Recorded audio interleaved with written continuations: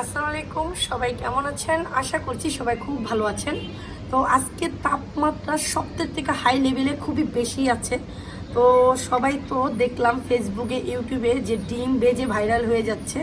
তো আজকে আমি আপনাদের কোনো কড়াই ছাড়াই জাস্ট ডিম বেজে ফ্লোরে দেখাবো। আর সবাই তো এটা পুরো যে ফ্যাক্ট না রিয়েল সেটা আমি আজকে প্রমাণ করব যে তাপমাত্রা যে কতটুকু, কেন সবাই ফ্রাই প্যান নিয়ে যে চুলাতে গরম করে নিয়ে এসে তারপর ডিম পোস্ট করে। আজকে আমি কড়াই ছাড়াই ডাইরেক্ট ফ্লোরে ডিম ভেজে দেখাবো যে এটা হয় নাকি না। তো আসুন দেখি।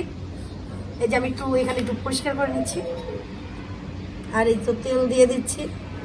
দেখা যেতেছে, দেখো নিচে হয় না, একদম কাছে আনো, ঝুম দেখো। তো এই তো আমি তেল দিয়ে দিচ্ছি। দেখি মানুষ যে বলে যে হয়ে যায়, আজকে সেটাই আমি প্রমাণ করছি। এই যে ডিম কড়াই ছাড়া একদম রিয়েল ভাবে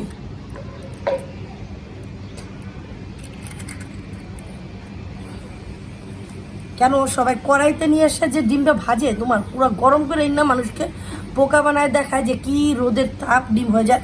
আর এই ছাদটা তো নিয়ে আমি চুলাতে হিট দিতে পারি নাই, তো এখানে আমি সব কিছু দিয়েছি।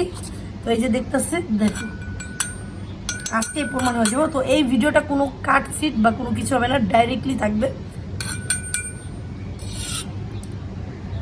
সকালতে নিয়ে এই যে ছাদের পরিবেশটাও আশেপাশে দেখো কোনো কিছু নেই কোথায়।